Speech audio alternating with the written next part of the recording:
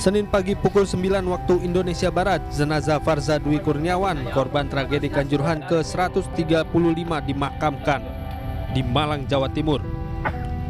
Korban dirawat selama 23 hari di ruang ICU karena kritis sebelum akhirnya dinyatakan meninggal dunia akibat terinfeksi COVID-19.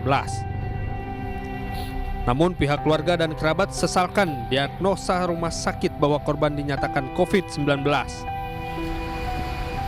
Manajemen Rumah Sakit Saiful Anwar memberikan keterangan pers kepada awak media terkait viral video jenazah korban ke-135 tragedi Kanjuruhan. Memang karena kondisi pasien kritis sehingga kondisinya masih naik turun dan kemarin terjadi perburukan hingga kita nyatakan meninggal kemarin malam. Nah, memang karena tadi sebabnya positif, tapi penyebab kematiannya bukan karena COVID-nya itu sendiri, bukan karena swab positifnya, tapi karena memang kondisi trauma multiplenya itu yang sudah memberatkan kondisi pasien seperti itu. Namun virus itu bukan penyebab utama meninggalnya Farza, akan tetapi karena multiple trauma. Dari tim liputan iNews melaporkan. Pemirsa, desakan agar Ketua Umum PSSI Muhammad Iryawan mundur dari jabatannya terus bergulir. Terbaru, Direktur Utama Persis Solo, putra bungsu Presiden Joko Widodo, Kaisang Pangarep, mengaku telah menggalang dukungan dari beberapa klub sepak bola di tanah air untuk mendorong kongres luar biasa.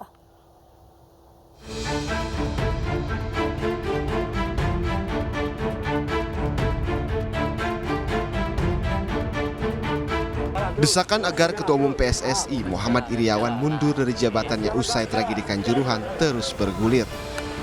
Terbaru, Direktur Utama Persis Solo Kaisang Pangarep mengaku telah menggalang dukungan dari beberapa klub sepak bola di tanah air.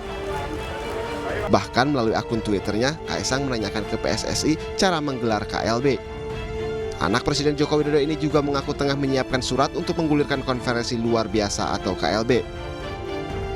Saya udah Bali sudah, Trans sudah, yang ada Barito. Suara mereka? Ya itu nantilah kan ini sendiri. Tanya mereka. Dan saya nggak punya kewenangan untuk menjawab mereka. Mas, untuk trofeo Mataram Islov yang diwacanakan itu Sopo sama anak itu dibuang kok takut aku. Kan kayaknya seru Mas, kan nanti kalau ada itu mungkin bukan di tahun ini tapi tahun depan atau kapan. Ya, nanti gampang Mas itu. Yang masalah adalah yang kebaikan untuk sepak bola Indonesia itu yang lebih penting. Prioritasnya.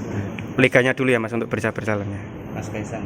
Desakan agar Ketua Umum PSSI untuk mundur juga ditanggapi Menko Polhukam Mahfud MD. Ketua TGIPF tragedi Kanjuruhan ini menilai desakan mundur dari masyarakat untuk Ketua PSSI merupakan seruan moral. Pertanyakan orang gimana tuh soal mengundurkan diri, itu juga sudah jalan dalam arti itu kan seruan moral, bukan seruan hukum. Kalau seruan moral itu dia tanggung jawab moral dia. Ini sebaiknya Anda mundur, itu seruan moral, tidak perlu peraturan. Kalau itu saya mundur gitu udah selesai. Gitu. Kalau nggak mundur nggak apa-apa, Pak? Ya kalau nggak mundur nggak apa-apa, tapi secara moral dia bisa dianggap tidak bertanggung jawab, dia bisa dianggap amoral gitu. Karena itu seruan moral dijawab secara moral seperti itu. Kita tidak akan mengintervensi lah, karena kita tahu aturan-aturan dan ingin tetap menjaga kemaran orang Indonesia terhadap pertandingan sepak bola. Meski demikian, rekomendasi dari TGIPF yang meminta Ketum PSSI mundur usai tragedi Kanjuruhan seolah diabaikan. Melalui juru bicaranya, PSSI menyebut mundurnya Ketum PSSI Muhammad Iryawan harus berdasarkan aturan yang berlaku di tubuh PSSI. Tim Liputan iNews melaporkan. Sementara itu, setelah menyandingkan bukti CCTV dan video tragedi Kanjuruhan, persoalan utama dalam tragedi itu adalah gas air mata. Kan CCTV ya cukup detail dan lain sebagainya. Tadi kami juga ngecek lagi, sebenarnya ini sudah kami ketahui tapi kami cek lagi lebih detail tadi. Ya, ada saya, ada Pak BK, ada tim gitu. Video kunci yang kami dapatkan semakin memiliki titik terang yang benderang. Ya, kenapa? Karena ini kami bandingkan dengan CCTV yang juga didapat di gate yang sama, gate 13. Sehingga kami semakin meyakini bahwa persoalan utamanya dalam konteks tragedi Kanjuruhan adalah gas air mata. Jadi kita sandingin video kunci kami dengan CCTV tadi, kita cocokin waktunya. Kita beralih ke informasi buntut pernyataan Ganjar Pranowo siap maju di Pilpres 2024, DPP PDI Perjuangan menjatuhkan sanksi teguran lisan kepada Ganjar. Ia dinilai melanggar instruksi Ketua Umum PDI Perjuangan terkait Pilpres.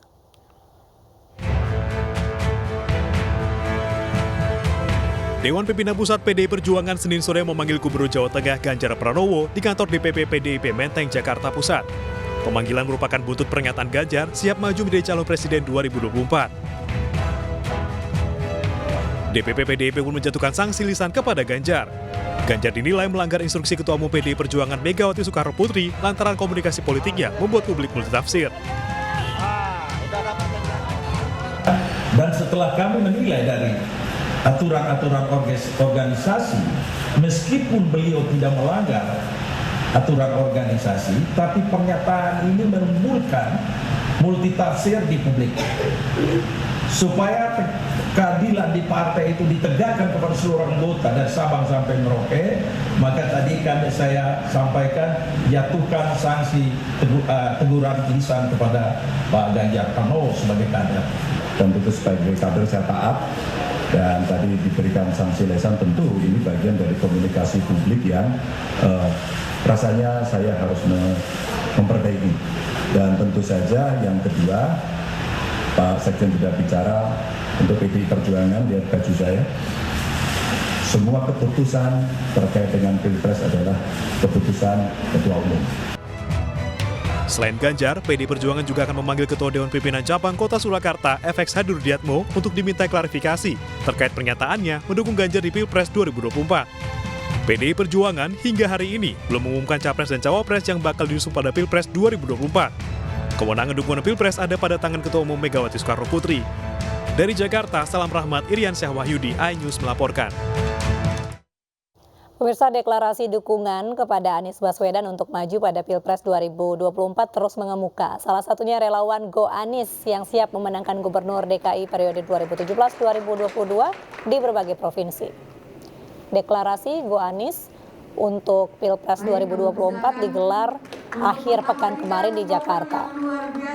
Koordinator Nasional Relawan Go Anies, Sirajuddin Abdul Wahan, menyatakan mereka siap berjuang untuk memenangkan Gubernur DKI periode 2017-2022 itu pada Pilpres 2024. Sebagai tanda dukungan, para relawan memberi Anies rompi kuning Go Anies. Sirajuddin mengklaim Go Anies tidak lepas dari Partai Beringin Golkar karena dihadiri oleh sejumlah politisi dan mantan Partai Golkar. Anies mengapresiasi dukungan yang diberikan. Terima kasih, apresiasi pada teman-teman yang secara swakarsa membangun sebuah gerakan untuk mendukung. Dan ini adalah sebuah sikap untuk ikut terlibat di dalam menentukan arah ke depan. Kami sampaikan apresiasi. Jadi yang hadir 20 DPD yang memang sudah kita bentuk dan pertama kalinya kita serahkan mandat. Setelah itu teman-teman Korda di daerah untuk melakukan pembentukan Go Anies di tiap provinsi sampai nanti ke kabupaten kota ke kecamatan. Pemirsa, elektabilitas Partai Perindo terus naik bahkan berada di atas partai parlemen seperti PAN dan P3. Berdasarkan hasil survei yang dirilis Indonesia Polling Stations (IPS), elektabilitas Partai Perindo berada di angka 3,8%.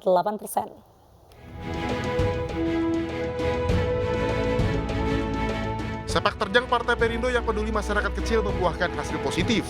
Jelang pemilu 2024, elektabilitas Partai Perindo terus mengalami kenaikan. Hasil survei Indonesia Polling Station, Partai Perindo memiliki elektabilitas sebesar 3,8%, mengalahkan partai parlemen seperti PAN dan P3.